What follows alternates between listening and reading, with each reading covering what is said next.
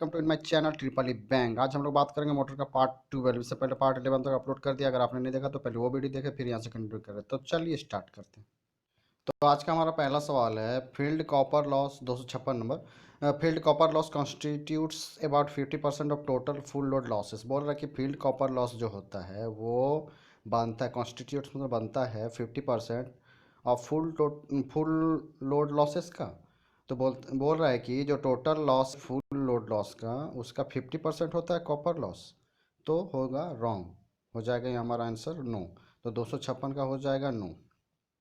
अब 257 नंबर देखिए, आप पूछ रहे हैं iron losses are function of both flux and speed. बोल रहा है कि जो आयरन लॉस होता है वो फ्लक्स और स्पीड का फंक्शन होता है, तो ये हो जाएगा हमारा यस। जो हमारा आयरन लॉस होता है ना वो फ्लक्स पे भी डिपेंड करता है और स्पीड पे भी डिपेंड करता है, तो ये याद रखना आपको आयरन लॉस, ठीक ना। तो ये आंसर हो जाएगा हमारा 257 का यस। अब 258 नंबर देख लेते हैं क्या बोल रहे हैं। For good generators the value of overall और कॉमर्शियल एफिशिएंसी में बी एज हाई एज 95%। बोल रहा है कि जो हमारा कॉमर्शियल जनरेटर होता है, मतलब जिसको हम लोग कॉमर्शियल मतलब बिजनेस पर्पज़ के लिए यूज करते हैं, उसका एफिशिएंसी 95% तक हो सकता है या होता है। तो होगा यस, 95% होना चाहिए या होता है, ठीक ना। तो 258 का हो जाएगा यस। अब देखिए दोस्तों 259 का क्या सवाल है। A direct online starter is used for starting motor up to 5 HP। तो जो DOL स्टार्टर होता है ना, डायरेक्ट ऑनलाइन स्टार्टर, उसको हम लोग 2 HP से लेके 5 HP तक के मोटर को स्टार्ट करने के लिए यूज करते हैं, ठीक ना, स्टार्टर को। और स्टार्टर का क्या काम है, स्टार्टर का काम है कि स्टार्टिंग में करंट की वैल्यू को डिक्रीज करना, लिमिट करना, ताकि हमारा बाइंडिंग वगैरह ना चले, इसलिए हम लोग स्टार्टर का यूज करते हैं। तो हो जाएगा हमारा DOL जो स्टार्टर है उसका यूज हम लोग 5 HP तक के मोटर को चलाने के लिए यूज करते हैं, मतलब अप टू 5 HP, मतलब 5 HP तक, उससे ज़्यादा नहीं। ठीक, तो हो जाएगा यस। अब 260 देख लेते हैं। तो 260 का सवाल हमारा बोल रहा है कि efficiency will be maximum when variable loss are equal to constant loss. तो देखिए, आप ट्रांसफार्मर पढ़िए चाहे मशीन पढ़िए कुछ भी पढ़िए, हमेशा आपको फार्मूला जो एफिशिएंसी का मिलता है उसमें क्या मिलता है कि हमारा जो आउटपुट होता है अपॉन इनपुट में क्या आ जाता है, output plus variable loss plus constant loss, ठीक है। तो जब variable loss equal to constant loss होता है ना, उस टाइम हम लोग को मैक्सिमम एफिशिएंसी मिलता है, मैक्सिमम, ठीक। तो ये आपको याद रखना है कि जब हमारा वेरिएबल लॉस और कांस्टेंट लॉस, मान लीजिए ये 5 वाट हुआ तो ये भी 5 वाट अगर हो जाता है, एग्जाम्पल ले रहे हैं, तो उस टाइम हमारा मशीन का जो एफिशिएंसी होता है वो मैक्सिमम होता है हमेशा। लेकिन अगर डिफरेंट डिफरेंट टाइम, मान लीजिए 5 है या 8 है, तो फिर मैक्सिमम एफिशिएंसी नहीं देगा। लेकिन अगर दोनों का वैल्यू सेम रहेगा तो उस टाइम मैक्सिमम एफिशिएंसी देगा। तो वही सवाल हमारा पूछ रहा है कि जब वेरिएबल लॉस और कांस्टेंट लॉस इक्वल हो जाए तो मैक्सिमम एफिशिएंसी देगा। तो हो जाएगा यस। तो 260 का हो जाएगा यस। अब 270 देख लेते हैं, अब 261 देख लेते हैं।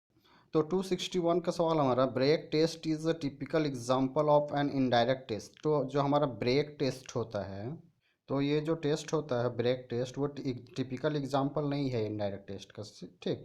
तो ये हो जाएगा हमारा नो, कि ब्रेक टेस्ट जो है टिपिकल एग्जांपल नहीं है। तो 261 का हो जाएगा नो। अब देखिए 262 सवाल क्या पूछ रहा है, वो जो टेस्ट हम लोग ब्रेक करते हैं, ठीक ना। अब देखिए 262 का सवाल क्या पूछ रहा है। इसमें हमारा सवाल है कि the in indirect test the generator और motor is put on full load and whole of the power develop by it is wastage. बोल रहा है कि जो इनडायरेक्ट टेस्ट करते हैं जनरेटर और मोटर में और फुल लोड में, तो उसके दौरान जो हमारा टोटल पावर डेवलप होता है वो क्या वेस्ट हो जाता है, इट इज़ वेस्टेज। तो क्या होगा, यस या नो। तो यहाँ हमारा यस या नो होगा, तो यहाँ हो जाएगा यस। जो हमारा डायरेक्ट टेस्ट होता है ना, उसमें क्या होता है कि हम लोग डायरेक्टली मोटर को स्टॉप करने की कोशिश करते हैं। तो उस टाइम क्या होता है कि जो हमारा जो पावर डेवलप कर रहा होता है मोटर, तो हम लोग मोटर पे जो टेस्ट कर रहे होते हैं, तो टेस्टिंग के टाइम में जो पावर डेवलप हो रहा था वो टोटली वेस्ट हो जाता है, हमारे लिए यूजफुल नहीं रहता है। तो वही बोल रहा है कि जो फुल लोड पे जब हम लोग टेस्ट करते हैं मोटर या जनरेटर में डायरेक्ट टेस्ट, अगर इनडायरेक्ट टेस्ट होता तो सवाल कुछ अलग होता है, ठीक ना। तो डायरेक्ट टेस्ट में क्या होता है, हमारा वेस्टेज हो जाता है जो पावर डेवलप होता है। तो 262 का हो जाएगा यस। अब 263 सवाल देखिए आप पूछ रहा है। अब 263 नंबर सवाल पूछ रहा है कि indirect method of testing consist in measuring the losses and then calculating the efficiency. बोल रहा है जो हम इनडायरेक्ट टेस्ट मेथड का यूज करते हैं तो उसमें हम लोग लॉसेस को मेजर करते हैं और उसके बाद हम लोग एफिशिएंसी कैलकुलेशन करते हैं। तो क्या होगा, यस या नो? तो बोल रहा है जो इनडायरेक्ट टेस्ट है उसमें हम लोग पहले क्या करते हैं, टेस्ट करेंगे तो हम लोग को लॉसेस मेजर हो जाएगा। अब मेजर हो जाएगा तो लॉसेस मेजर करने के बाद हमको क्या मिलेगा, एफिशिएंसी मिलेगा या नहीं मिलेगा?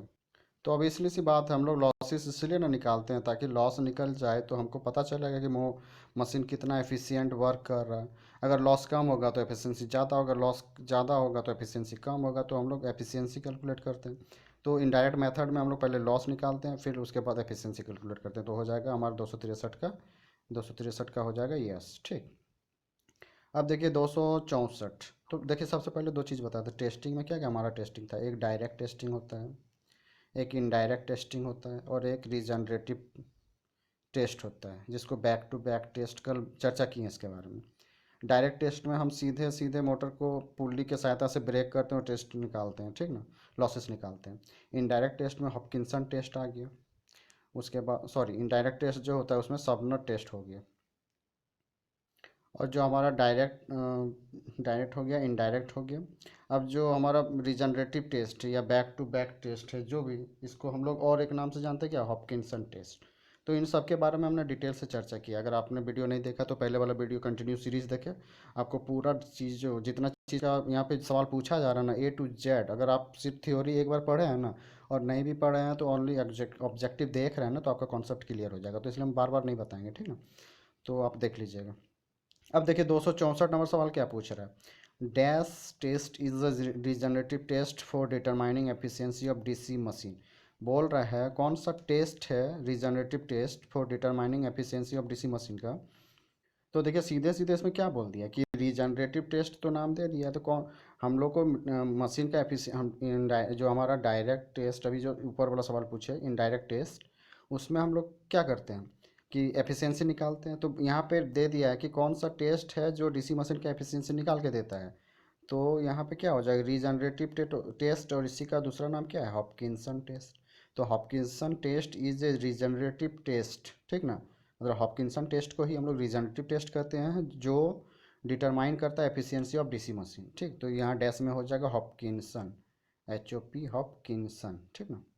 तो 264 का हो जाएगा हॉपकिंसन। अब 265 नंबर सवाल देखिए क्या पूछ रहा है कि क्या हमारा सवाल है 265 number, in Swinburne test the losses are measured separately and efficiency at any design load is predetermine. बोल रहा है कि जो स्वीवनर टेस्ट हम लोग करते हैं उसमें लॉसेस जो हम लोग निकालते हैं वो सेपरेटली निकाल लेते हैं एक एक पार्ट का। और उसके बाद जब हम लोग को एफिशिएंसी, उसके बाद हम लोग क्या निकालते हैं, and efficiency at any design, मतलब हम लोग जिस भी डिज़ाइन का मशीन मतलब बना रहे हैं तो हम लोग उसमें मशीन डिजाइन करने से, मशीन जैसे डिजाइन कर दिए तो उससे पहले ही हम लोग बता दे सकते हैं कि मतलब कितना कितना लॉस होगा, ठीक ना। और उस मशीन का एफिशिएंसी क्या होगा हम लोग प्री डिटरमाइन करके बता सकते हैं। तो हम लोग जो है ना एफिशिएंसी एट एनी डिज़ाइन, मतलब किसी भी लोड के लिए हम लोग बता सकते हैं कि एफिशिएंसी कितना होगा, वो प्री डिटरमाइन रहता है, ठीक ना। जब हम लोग सिग्नल टेस्ट करते हैं किसी मशीन का तो उस मतलब किसी मशीन का सिग्नल टेस्ट किए और मशीन जब डिजाइन हो गया तो हम लोग पहले मतलब जब हम लोग को पूछा जाएगा कि मान लीजिए 400 किलोवाट लोड के लिए मशीन बनाएंगे। अब हमको चाहिए, हम उसमें लोड डाल रहे हैं 300 किलोवाट। तो हमको पता होगा, प्री डिटरमाइन किया हुआ, मतलब वो पहले से निकाला हुआ है कि 300 किलोवाट लोड लगाइएगा तो कितना लॉस होगा और कितना एफिशिएंसी आपको मिलेगा, क्योंकि लॉस निकलेगा तभी एफिशिएंसी निकलेगा, ठीक है। तो पूछ रहा है कि यही पूछ रहा है कि सिग्नल टेस्ट में हम लोग मशीन का लॉस जो है वो सेपरेटली निकाल सकते हैं और हम लोग एफिशिएंसी भी बता सकते हैं डिफरेंट डिफरेंट लोड पे। हम लोग बता सकते हैं कि नहीं बता सकते हैं। तो हो जाएगा यस, हम लोग बता सकते हैं। तो 265 का हो जाएगा यस। अब देखिए 266 नंबर सवाल क्या है, हॉपकिंसन टेस्ट इज अनइकोनॉमिकल। बोल रहा है जो हॉपकिंसन टेस्ट है वो हमारे लिए हमारे बजट से बाहर है। अनइकोनॉमिकल, अनइकोनॉमिकल का मतलब होता है कि हमारे मतलब हम उतना खर्च नहीं कर सकते, हमारे लिए वो सूटेबल नहीं है। तो क्या ये सही है या गलत है? तो हॉपकिंसन टेस्ट अनइकोनॉमिकल नहीं है, इकोनॉमिकल है, ठीक। मतलब हम लोग उसको कर सकते हैं, अनइकोनॉमिकल हो जाएगा, मतलब हम उस पर खर्च ही नहीं कर सकते उतना जितना उस टेस्ट के लिए पैसों की ज़रूरत होगी, तो वो हो जाएगा अनइकोनॉमिकल। जैसे मान लीजिए आपके पास 10,000 रुपये का बजट है, आपको एक मोबाइल लेना है, लेकिन आप जो मोबाइल आप देख चुके हैं वो मान लीजिए 20,000 का है, तो वो आप एफोर्ड नहीं कर पा रहे हो, इसका मतलब वो 20,000 वाला मोबाइल आपके लिए अनइकोनॉमिकल है, लेकिन 10,000 वाला मोबाइल आपके लिए इकोनॉमिकल है। तो वही पूछ रहा है कि हॉपकिंसन टेस्ट हमारे लिए अनइकोनॉमिकल है या इकोनॉमिकल, ये सॉरी अनइकोनॉमिकल है या क्या, तो यस या नो होगा, तो हो जाएगा नो। तो 266 का हो जाएगा नो। अब देखिए 267 सवाल क्या पूछ रहा है कि retardation test is a method by which the losses of the machine can be find out. तो बोल रहा है कि जो रिटार्डेशन टेस्ट है उसके द्वारा क्या हम लोग लॉसेस मशीन का प्राप्त कर सकते हैं, ज्ञात कर सकते हैं, तो हो जाएगा यस। तो 267 का हो जाएगा यस। मतलब लॉसेस निकालना हो तो रिटार्डेशन टेस्ट कर सकते हैं, हॉपकिंसन टेस्ट कर सकते हैं, फील्ड टेस्ट कर सकते हैं, उसके बाद स्वीवनर टेस्ट कर सकते हैं, डायरेक्ट मेथड अपना सकते हैं, ठीक ना, ब्रेक टेस्ट कर सकते हैं, लॉसेस निकाल के सब कोई हमको देगा। अब डिपेंड करता है कि किस पे खर्चा ज़्यादा होता है, किस पे कम होता है, कोई इकोनॉमिकल होता है, कोई फास्ट ऑपरेशन करके। अब 268 नंबर सवाल देखिए, 268 का क्या पूछ रहा है, field test is applicable to two dissimilar series motor. बोल रहा है कि फील्ड टेस्ट जो हम लोग करते हैं वो ओनली अगर दो अलग अलग रेटिंग का मोटर होगा तो हम लोग फील्ड टेस्ट कर सकते हैं, उस पर अप्लाई होता है, तो हो जाएगा नो। कि जो हम लोग फील्ड टेस्ट होता है ना वो एक ही, मतलब एक तरह का ही दो मोटर होना चाहिए तभी हम लोग कर सकते हैं। मतलब जैसे मान लीजिए 5 किलोवाट का एक मोटर ले रहे हैं तो दूसरा मोटर भी 5 किलोवाट का होना चाहिए, तभी हम लोग फील्ड टेस्ट कर सकते हैं, ठीक ना, सीरीज मोटर का। तो यहाँ सवाल पूछ रहा है कि दो डिसिमिलर का मतलब हो गया कि इसका मतलब बोल रहा है कि एक 5 वाट का है मान लीजिए और एक है 10 वाट या 6 वाट या 7 वाट, मतलब अलग अलग रेटिंग का है, तो हम लोग इसमें फील्ड टेस्ट नहीं कर सकते हैं। तो अलग डिसिमिलर मोटर सीरीज मोटर में हम लोग फील्ड टेस्ट नहीं कर सकते, हम लोग के उसके लिए चाहिए सिमिलर सीरीज मोटर, ठीक। तो 268 का हो जाएगा नो। अब देखिए 269 का सवाल क्या पूछ रहे हैं। 269 सवाल है हमारा, the temperature rise test or the heat run test aims to finding out the actual maximum temperature attending while the machine is operating under certain load condition. तो सवाल बोल रहा है कि जो हमारा टेम्परेचर राइज टेस्ट और हीट रन टेस्ट दोनों एक ही टेस्ट का नाम है, हम लोग तब कर पाएंगे, या हम लोग ये टेस्ट जब करते हैं तो हम लोग फाइंड आउट क्या करते हैं, एक्चुअल मैक्सिमम टेम्परेचर, हम लोग को जो मशीन का टेम्परेचर इंक्रीज हो रहा है या कितना टेम्परेचर मशीन झेल पाएगा वो टेम्परेचर हमको निकाल के देता है, मतलब एक्चुअल मशीन कितना गर्म होगा वो इस टेस्ट के द्वारा हम फाइंड आउट कर सकते हैं क्या। तो और ये फाइंड आउट तब कर सकते हैं जब machine operating under certain load condition, एक निश्चित लोड में जब मशीन वर्क करेगा ना उस टाइम पे ये हम लोग ये वाला टेस्ट कर पाएंगे क्या, तो वो सवाल पूछ रहा है। तो इसका आंसर हो जाएगा नो, सॉरी इसका आंसर हो जाएगा यस।